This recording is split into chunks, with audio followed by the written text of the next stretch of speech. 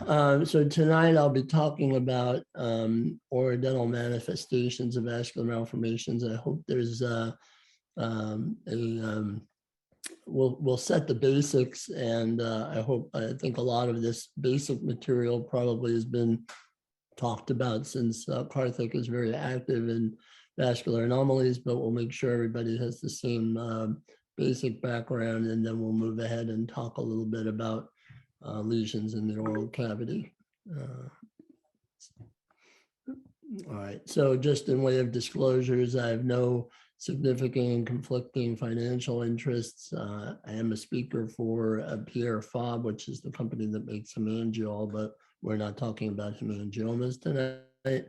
We won't be talking about any unapproved or off-label use of pharmaceuticals. I will say all the photos that are in this presentation are of patients who have already given their consent for use in talks like this, or they were in the public domain.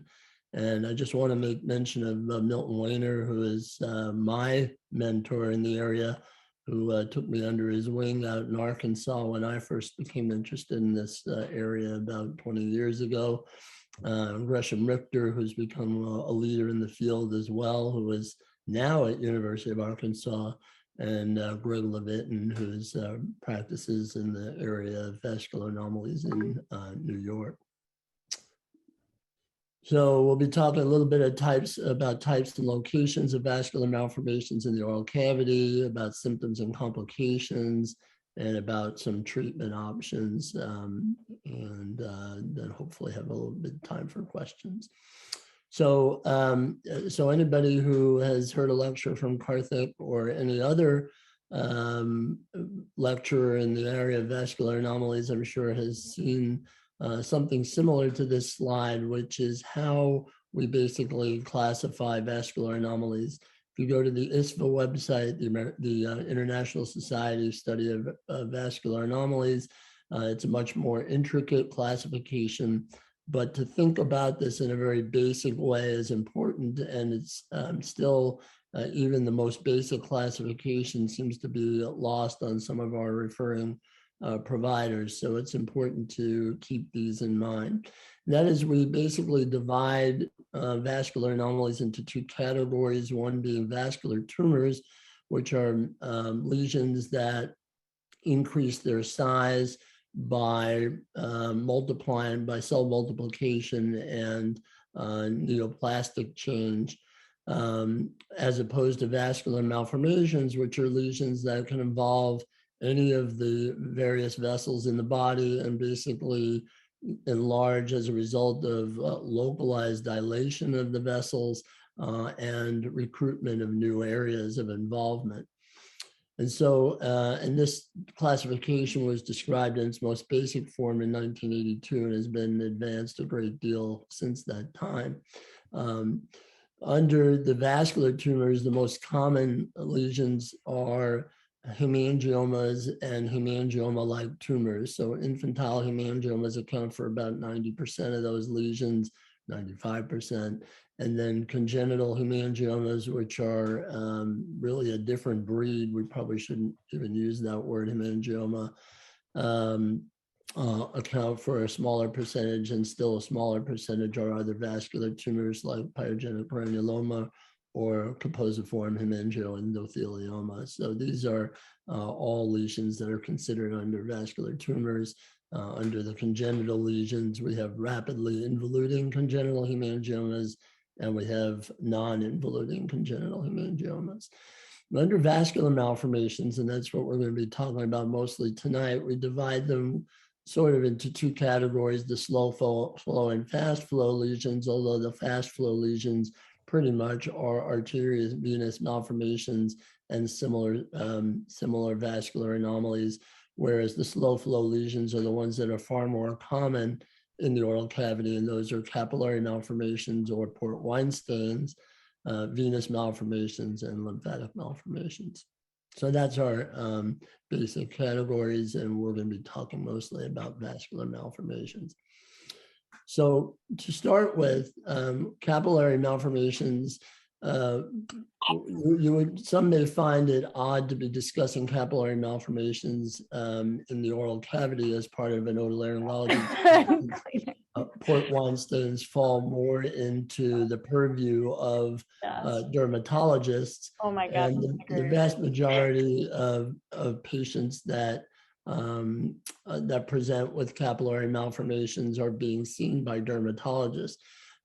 Fortunately, the dermatologists invited me to give a similar talk at their Society of Pediatric Dermatology, and hopefully they're a little more attentive to dental needs in these patients as well.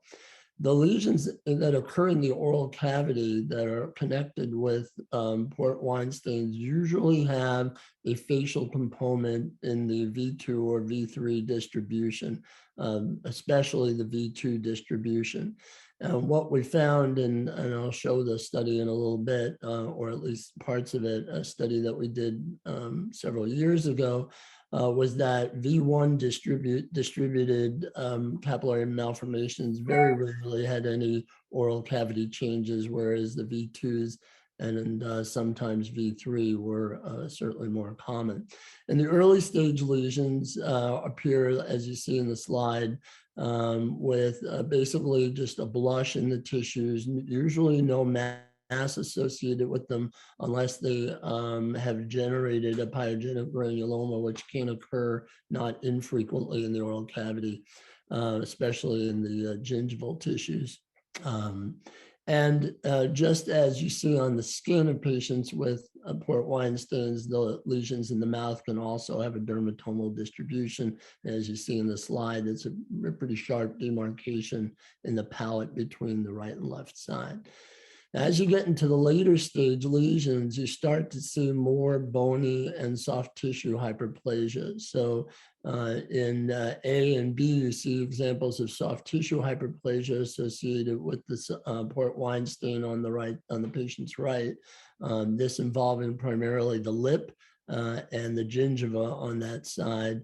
And then even early on, we can see patients with overgrowth of the bony tissues as well. And it's not infrequent for me to get emails from parents who are concerned that their children have had hypererupting teeth or hypererupting bone on the side of the port weinstein and are looking for interventions for it. The second type of malformation we'll see in the mouth is venous malformation, and I'm sure most of you have encountered one of these at some time. These are typically bluish lesions because the venous blood imparts that hue to the overlying tissues, and the closer the lesion is to the surface, the more purple the lesion is going to look.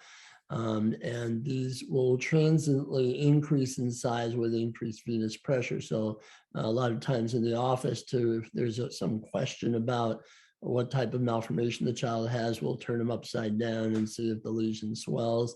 If it's on an extremity, obviously you can block the venous outflow, but that's a little bit harder to do in the head and neck area. So we'll just ask the patient to Valsalva, and sometimes we can see the lesion increase in size. You know, the oral cavity lesions can be very localized to the mucosa, as the lesions that you just saw, or they can have extension into the overlying tissues. The examples that you see in the scans on the right side of the slide are one mass that's completely intramasseteric, but those lesions can actually invade through the muscle and into the oral cavity proper. And then especially buccal fat space lesions. And you see this, the finding of phleboliths, and those phleboliths are a pathognomonic for diagnosing venous malformations. And when these lesions are in the buccal fat space, they can certainly invade into the oral cavity, involve the oral mucosa. And if you want to completely eliminate the lesion, you have to address both components. And lastly, we have lymphatic malformations. And again, I'm sure most otolaryngologists have encountered these at one time or another. The ones that are in the oral cavity are kind of interesting in that there's a very high percentage of these that are microcystic. And especially where there's isolated tongue involvement or diffuse involvement of the mucosa that also involves the tongue, you'll see these the tongue present with small vesicles diffusely over the entire surface that intermittently become hemorrhagic, especially during periods of inflammation. And with very little trauma, those lesions can bleed very easily. Of course, you can have lesions that are diffuse like that, or they can be very focal, like you see in the bottom slide, where the lesion is microcystic, but it involves a very well-defined area of the tongue. And there are other subsites that we see involved. You can see mucosa involved underneath the lip and the edge of the vermilion, and you can see the buccal mucosa involved as well. So these lesions can occur pretty much anywhere within the oral cavity. The lesions that are the most difficult to deal with, frankly, are the ones that are in the floor of mouth as an extension from the neck.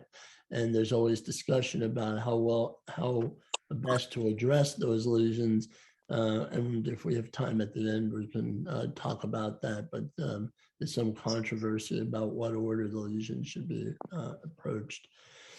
And lastly, arteriovenous malformations. Fortunately, these are relatively rare compared to all of the slow flow lesions. But of those lesions, about 50% involve areas in the mouth or in the maxillofacial area. So you will encounter these at one time or another. They develop from onitis, which is a bed of capillaries that involve shunting of blood from high to low pressure. And these lesions generally will present in slightly older populations, although we do see them in children as well. They typically have hypertrophied arteries and dilated veins. They feel a little bit firm on palpation, but most importantly, they often have a palpable thrill and an audible bruit that set them apart from other types of malformations. Just a word about imaging these and not going into the details of the findings, but as a rule, capillary malformations don't need to be imaged.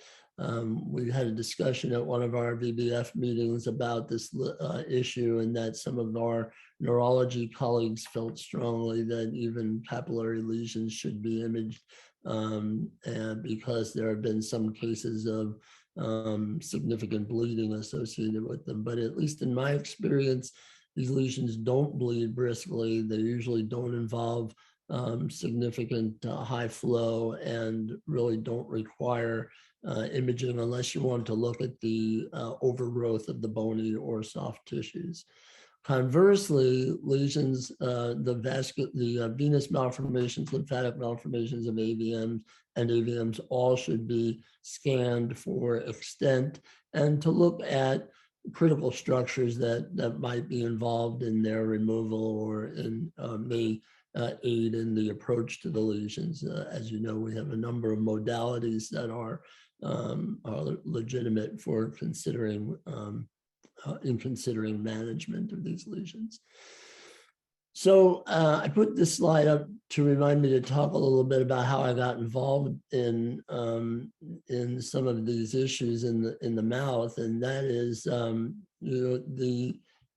there used to be a website called birthmarks.com, which was a Port Weinstein website. Everybody who was on it basically was a capillary malformation patient.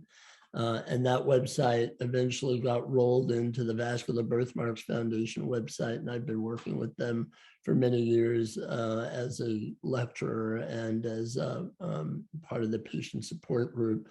You can see they managed to get my picture over here somewhere on their front page. But what I noticed is when I was on the birthmarks.com website, I would get several emails a day from patients asking about why their child with the Port Weinstein had an early erupting tooth or teeth on the side of the lesion, why their bones seem to overgrow, whether their sinus infections might be due to their Port Weinstein. And so it seemed to me that there was a void that needed to be filled as far as figuring some of these things out.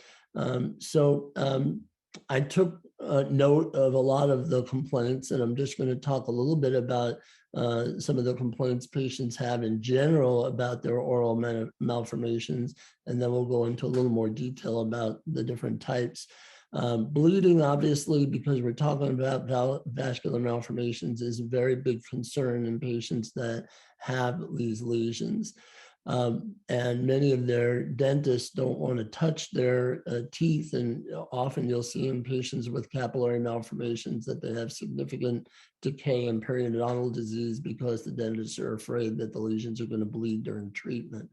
But in fact, bleeding is very uncommon, as we'll see in a few minutes, in both general dental and oral surgical procedures. It's also uncommon in venous malformations unless you traumatize the lesion. So once it starts to bleed, it is a little bit hard to stop, although eventually venous malformations do clot. They just take a little while to do so. But it's hard to make them bleed. You have to really traumatize it or open the lesion in some way.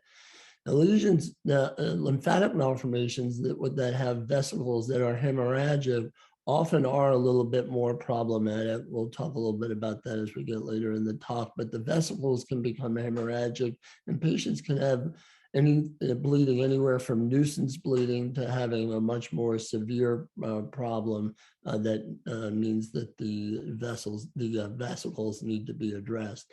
And then, of course, AVMs have the highest reputation for bleeding, mostly due to the high arterial pressure and the fact that the tissues become necrotic in these lesions, and patients are usually at risk for significant bleeding with their AVMs.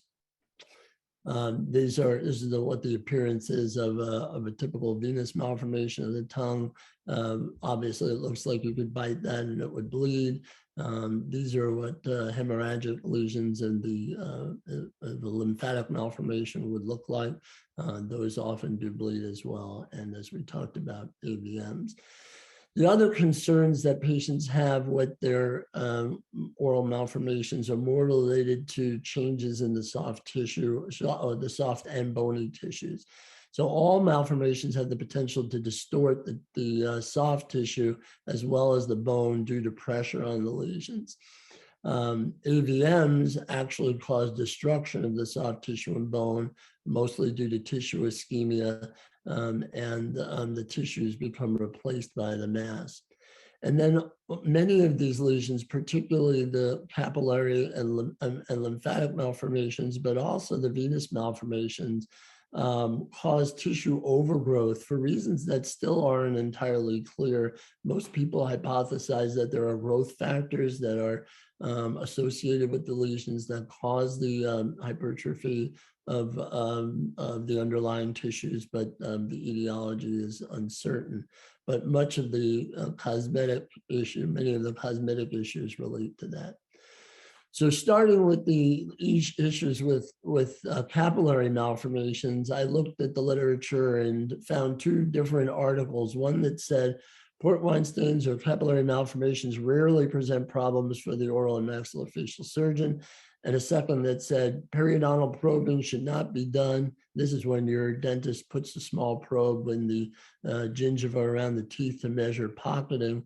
Periodontal probing should not be done, as even gentle probing can result in uncontrolled bleeding. So these are sort of diametrically opposite opinions about bleeding and capillary malformations. And so we did a small study. It turned out to be a small study. We hoped we would have more participants, but this was a study we did looking at patient-reported symptoms in facial port weinsteins and what their dentist thought, and trying to compare the two.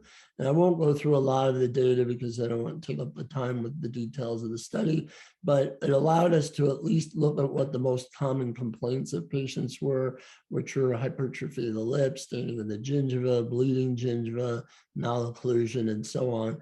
But these were things that patients stated they had. We wanted to verify those with with dentist surveys. And so we sent matching surveys to their dentists to look at that. And actually there was some surprisingly good agreement about most of the more common findings. The lone difference was in lip hyperplasia. We'll talk about that a little bit more later. What I found the most interesting on this list was that when we asked patients if they'd ever had hemorrhage from dental procedures, only one of the 30 patients that returned the survey reported a hemorrhage. So this already casts some doubt on the amount of bleeding that was associated with it. In this slide, I wanted to show that we compared the reported symptoms and findings in patients that had unstained gingiva versus those with stained gingiva. And you see in the most, some of the most common ones that patients that having the stained gingiva was actually a requisite for having that particular finding. And in fact, in all of these patients, when we went back and talked to them about when they became aware of their gingival staining, it turns out the gingival staining predated all of the findings. So we concluded that having stained gingiva is a risk factor for developing significant abnormalities, both of the gingiva and the alveolar ridge. Okay. And then on this last slide, what we did was we compared sort of immature, moderate, and mature port weinsteins and looked at the incidence of these findings. So the pink are the less mature, and of course the purple over time, they become darker. And there did seem to be a trend for most of these findings to increase, but they were not statistically significant, and we really couldn't draw any conclusions about that. So what we concluded is that common findings included enlargement of the lip gums and maxilla, abnormal bite and dental eruption, bleeding gums, and that bleeding gums really is a relatively small issue. It's not prolonged, and that dental procedures were safe. That was statistical association of early staining of the soft tissues with these findings, and that there might be some association with thickness and color intensity, but we couldn't prove that statistically. So, so then the question becomes, why do patients have these changes in capillary malformations? And a lot of this goes to the soft tissue overgrowth around the teeth. And let me explain that in a little more detail. I know we have some dental colleagues on the call. I'm sure they'll recall all of this from dental training. But basically, when your dentist does a periodontal probing, what they're trying to do is look at the depth of the pocket between the tooth and the unattached gingiva. And so here on the right side, you can see a periodontal probe placed on one side of the tooth, measuring a 2 millimeter pocket. And pockets that are basically 3 millimeters or less are not of real clinical significance when it comes to periodontal disease, because those are considered cleansable pockets. Those are pockets where you can get a toothbrush in and debride the pocket. Whereas the deeper the pocket becomes, the harder it is to debride plaque that accumulates at the base of the pocket. And so in patients with gingivitis, for example, that this will always be swollen tissue and the pocket will start to increase in depth. Well, the same thing happens in patients with overgrowth due to port weinsteins. They have a false gingival pocket that can be well over 3 millimeters in size, and making this tissue, making the pocket uncleansable at that point with a toothbrush and leading to periodontal disease. How does that happen? Well, plaque accumulates, you get inflammation of the gingiva, you form a pocket, the area becomes difficult to clean, and so you accumulate more plaque, and you end up with this sort of vicious cycle that you're unable to get to the depth of the pocket, and the periodontal disease gets out of hand. So you develop these pockets, and the pockets can start along, this is the crown of the tooth here, and this is where it meets the root of the tooth, right in this area. And here you can still get the area clean, although the pocket's starting to look a little deep. But as you get really deep, the pocket starts to get close to where the prominence of the bone is. This is this basically the socket for the tooth. And as the soft tissue disease deteriorates, so does the bone in this area. The teeth loosen in the socket, and you end up with exfoliated and teeth, loss of teeth, and a mouth that looks like this. This is a patient who had rather advanced port weinstein, has basically an edentulous mandible. Some of this is tooth breakdown just from neglect because of dentists that wouldn't treat him. But a lot of this also has to do with advanced periodontal disease due to overgrowth that really is not relevant anymore because the teeth are out. He does have a little bit of mandibular atrophy as well. That soft tissue hyperplasia can be exacerbated by some medications, such as calcium channel blockers and cyclosporin. But more importantly, some patients with Sturge-Weber syndrome, which is of course associated with facial port weinstein, still use dilantin and phenobarbital. And when they're on these medications, they can get soft tissue overgrowth that will make the hyperplasia even worse. So this is this lady whose photo you just saw, who's developed now a significant degree of gingival hyperplasia, making the teeth basically unserviceable. So if this tissue is not addressed, then the patient's going to go on to lose those teeth and possibly end up with more complications involving the maxilla. And this is her panorama showing bad, significant bone loss around all of these maxillary teeth. These teeth are all likely mobile and all need to be extracted. This is a patient I treated a few years back who was a port weinstein patient who came in with this mass and had it removed by an oral surgeon with a diagnosis of pyogenic granuloma. And as it turns out, pyogenic granulomas, as you saw in that very first port weinstein patient I showed, are not uncommon in port weinsteins. They develop secondarily in areas of inflammation in the mouth where the port weinstein is present. So this lady presented with this mass, and I saw this is the recurrence of the mass after the oral surgeon had already removed it. And so I said, okay, we can go ahead and take that out, no problem. But let's find out what's going on underneath. So we took the mass out.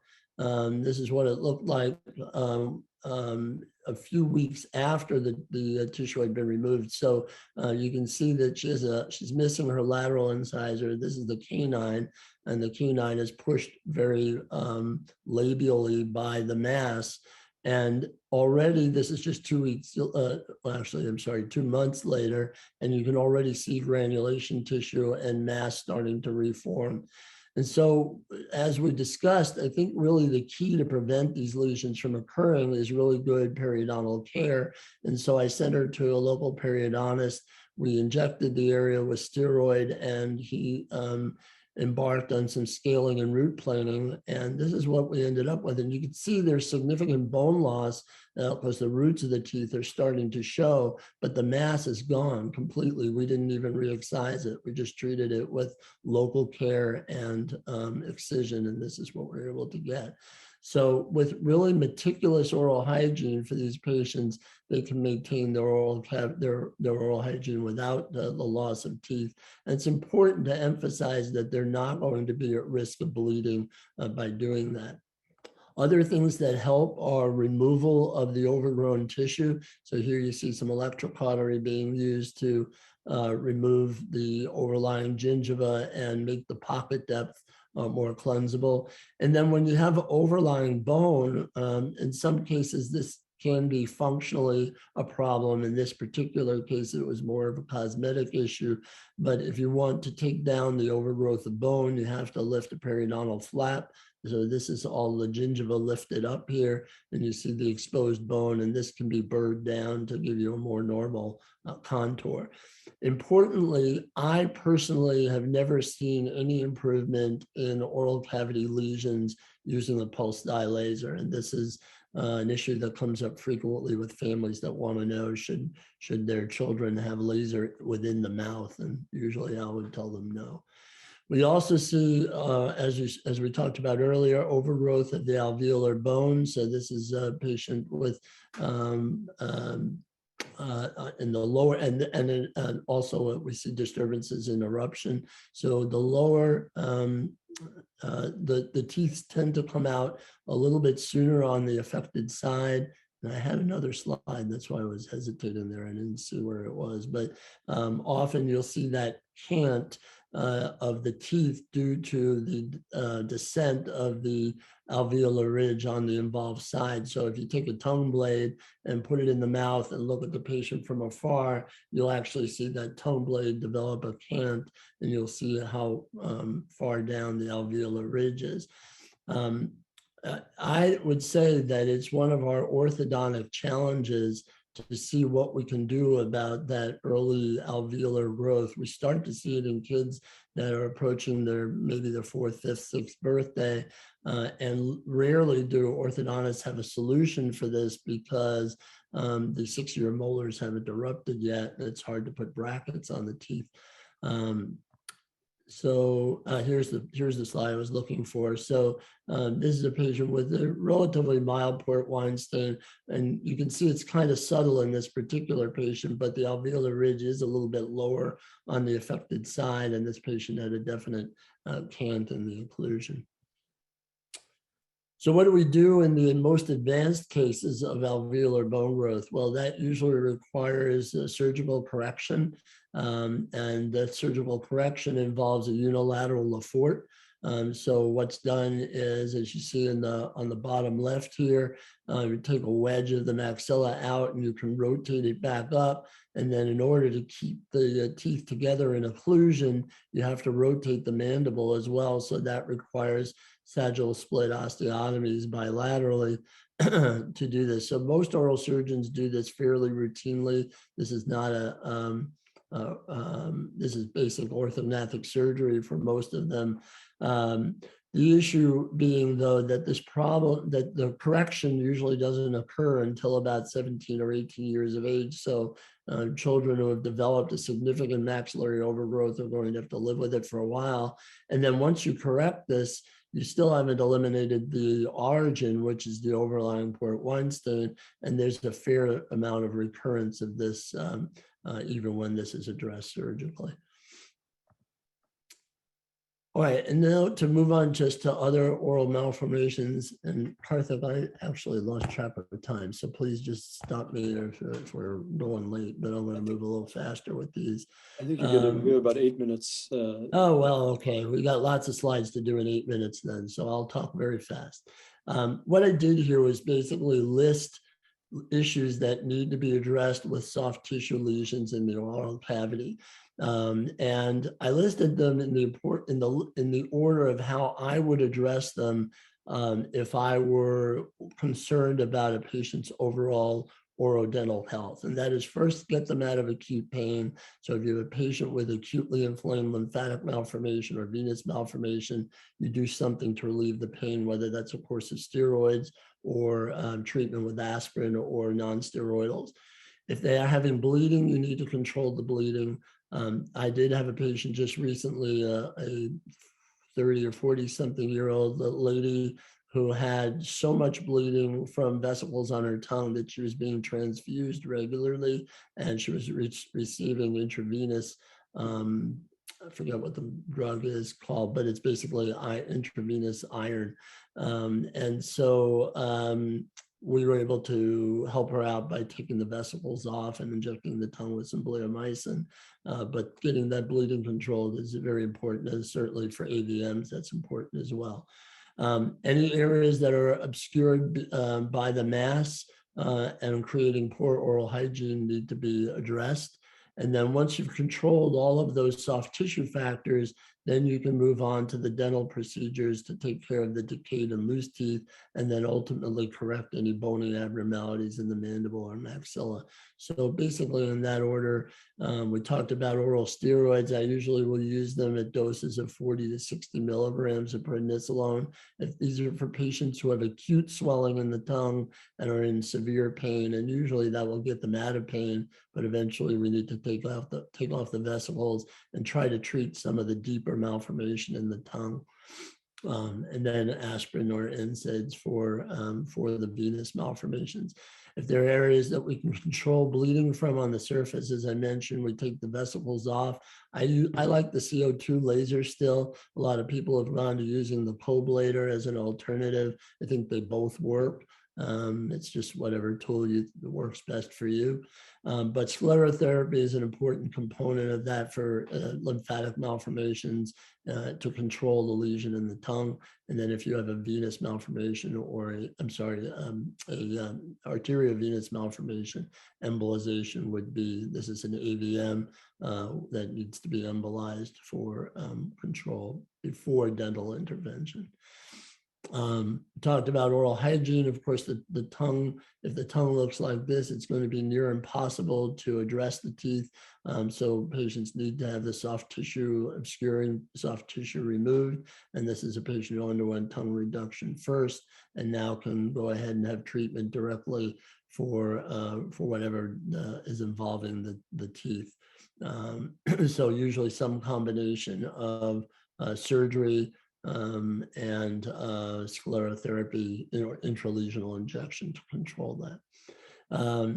Venous malformations really respond very nicely to laser if it's mostly mucosally involved. Once it gets into muscle, then usually you're having to address it surgically or with sclerotherapy. So this is sort of an older fiber laser used to ablate a venous malformation. These are Nd:YAG lasers that are the appropriate wavelength for these deeper malformations. Just as an example, this is a very short example, but this just shows you how you can ablate the lesions. And we just go around and we do that for all the various lesions that might be involved. So these days we use a gentle YAG laser, which is the skin laser that's used for skin removal, for laser hair removal.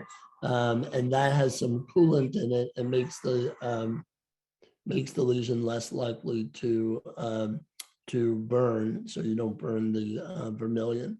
And this is one of the early patients I dealt with. This was with a fiber laser. This was about 3 or 4 laser procedures followed by 1 surgical procedure to resect the loose mucosa. This slide I borrowed from Greg Levitin in New York. They do facial nerve evoked potentials, which is very helpful when the facial nerve is likely to be involved. This one for a buccal fat lesion that was invading into the oral cavity. They have a neurophysiology team that comes to their operating room and monitors action potentials on an oscilloscope while they're actually doing surgery near the facial nerve. I think this is an incredibly useful tool, and especially for parotid surgery, but that's beyond the scope of this. Then restorative dentistry, as we mentioned, teeth abscess and need to be addressed. And then orthodontics too. As you have surmised, one of the biggest problems that we see in patients with these large tongue lesions is that the tongue is protruding so much that they get dental and skeletal changes from the malformation. And you see examples on the bottom. This is from a paper that Milt Weiner wrote that shows the anterior open bite deformity as well as a cross bite on the left side. And all of those need to be addressed. But again, unfortunately, most jaw surgeries aren't done until kids are in their teens. It actually works out relatively well because the malformations continue to grow until about that time anyway. So, but the kids live with the malformation for a long time.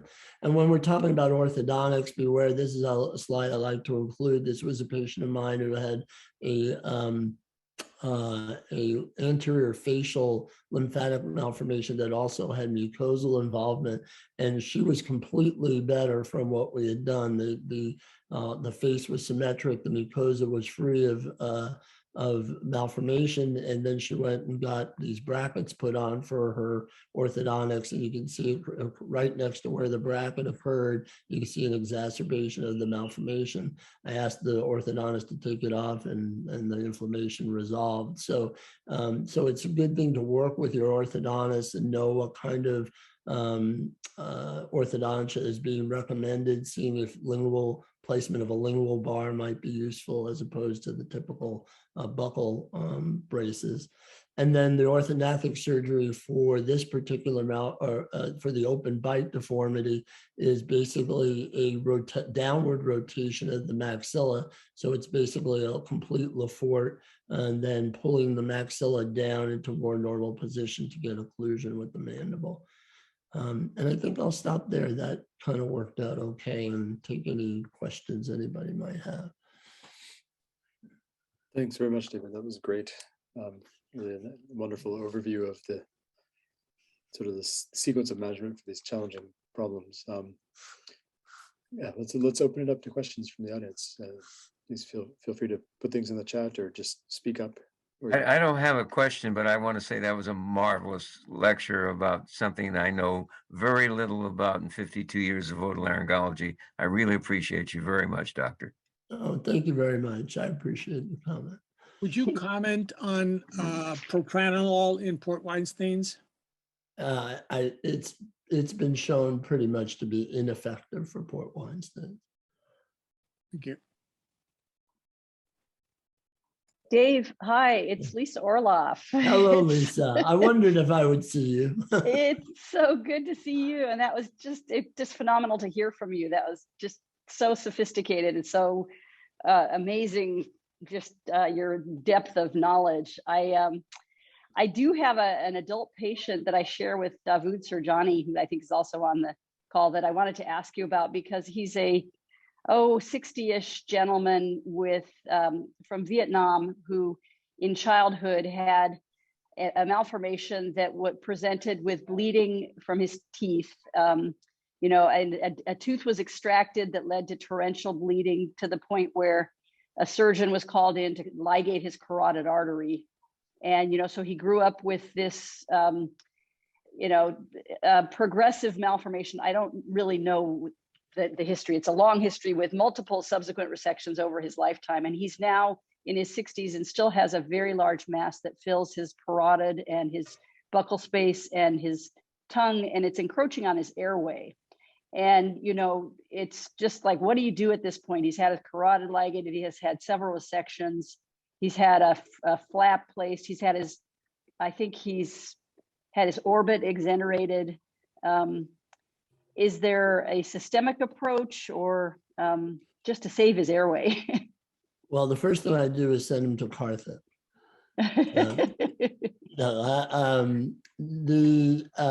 So what it sounds like is an AVM, and Jim's son in Arkansas is very fond of drawing the parallels between AVMs and malignancies. He treats them essentially like they're malignancies, even though they're not. And really the key, Lisa, that they're extremely hard to eradicate, especially when they get that big.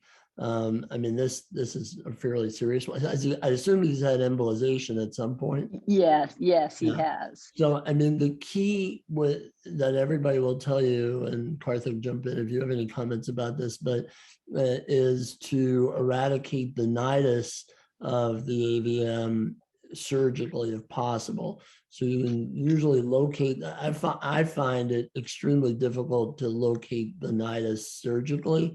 But those who do a lot of these, like Jim Sun and Gresham Richter, seem to be able to do that with a little more efficiency than I can.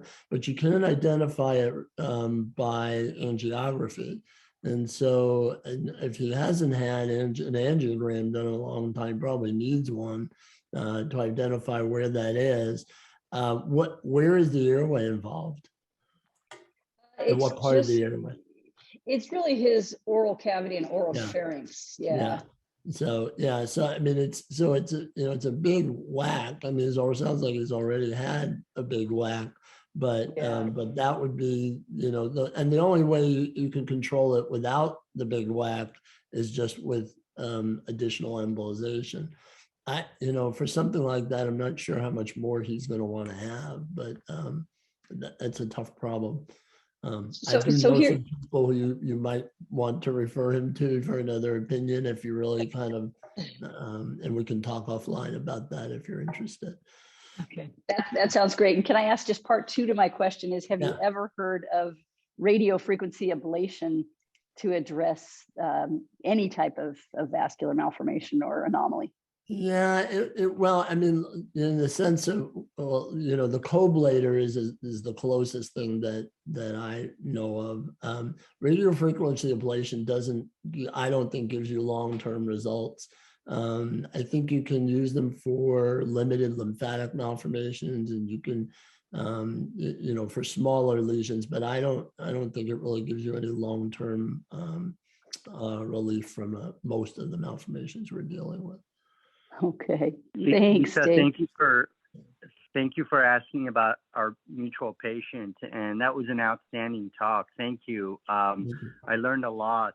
I wanted to ask regarding that same patient.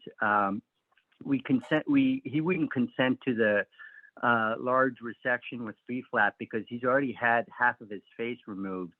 My question is what's the data on external beam radiation? What lesions does external beam aggravate? And is there any potential benefit to certain malformations with external beam radiation? Well, for slow flow lesions, I can't think that there would ever be any benefit from doing that. In fact, the risk of external beam radiation would far outweigh the benefits for most capillary venous or lymphatic malformations. It had been used many years ago. In fact, I inherited a 70-something-year-old lady who had that in her teens for a lymphatic malformation, and her mouth is a mess. Everything is rock hard, and she has an immobile tongue and very poor motion of her mandible. And so I think for lesions, we have way better treatments now. We have targeted therapies. And actually, now that I think about it, your patient might be a candidate for one of the targeted therapies for AVMs. Again, I can give you some names of people, and medications, but I would try that certainly before I did external beam, anything with external beam.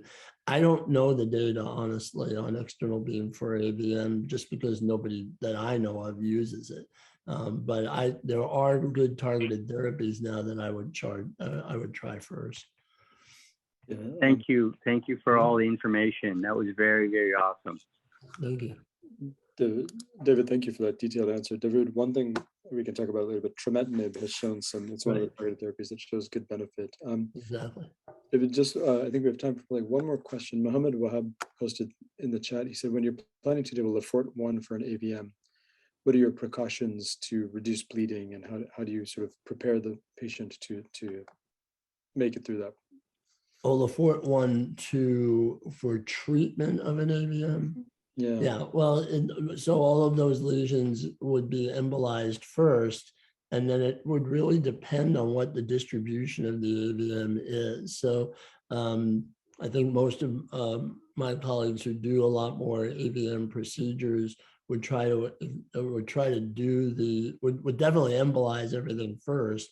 And then would try to address the surgery as we discussed with removal of the nidus. And it really kind of depends exactly where the lesion is. If it's within the maxilla, then that would probably be sufficient to do the surgery.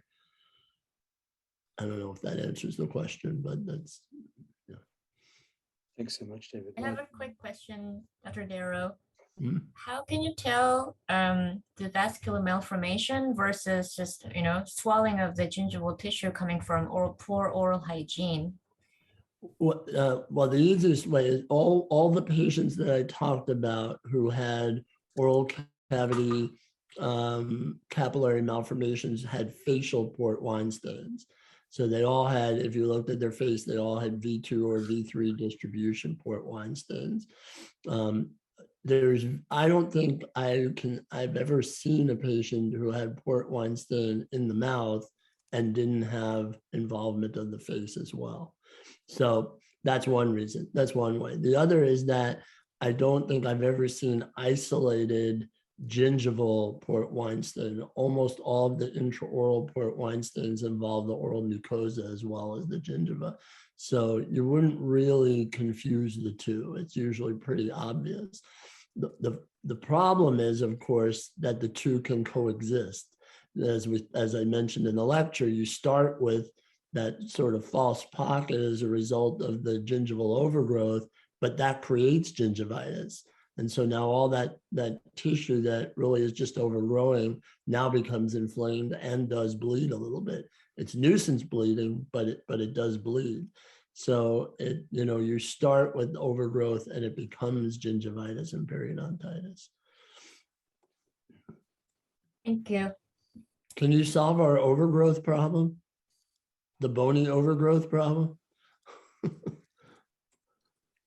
That's really, I think if there was something that our dental colleagues could really contribute, it would be to figure out a way to try to keep that bony overgrowth from occurring so early, because those patients automatically are going to need orthognathic surgery when they're older. And so if there was a way of preventing that orthodontically, that would be a very big advance. But I haven't found anybody who had any ideas of how to do that yet. Does it mean that when we see this type of lesions, the sooner we intervene, the better before the bone starts to form? Well, so that's a good question. So if you're talking about intraorally, the answer would be yes, but I don't know how you would intervene. Again, my experience using the pulse dye laser, which is the laser that we use to treat the skin, just isn't sufficient to do anything in the oral cavity. There are dermatologists who will tell their patients, well, if we treat the skin, the mouth will get better, but it doesn't really work that way. So I'm not sure what we would do early on. And at these patient support meetings, lots of these kids come in to the dental clinic. I run the dental clinic, which is not my favorite thing to do, but I do it as this, to support the patients. And a lot of those sorts of questions come up, what can I do as prevention?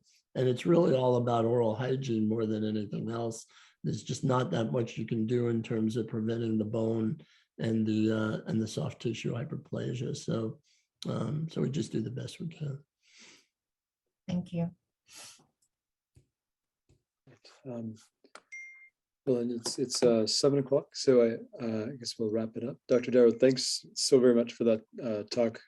Really helpful and informative for all of us, I think. And I really appreciate your taking the time, especially because it's super late on the East Coast. Yeah, it's bedtime. And thanks so much to everybody for attending. The talk will be recorded and should be hopefully available soon. And I wish you all a good night. Thanks, Karthik. Thanks, Dave. Thank you, Lisa. Thanks for your comments. Oh, Yeah. Now I'm just looking at the chat now, and I see you in there. I'm sorry. And I thank you No, all for your comments, but you were busy talking, but yeah, maybe we can catch up offline sometime soon. yeah, Dr. Orloff was my mentor when I was a resident. I learned a lot of endocrine from Dr. Orloff. I don't think I taught you anything about vascular anomalies, though. No, we weren't doing very much of this woman. Yeah, that all came post fellowship. It was great talking to you, Lisa. You too. Thanks, Dave. Okay. You too. Bye-bye, everybody.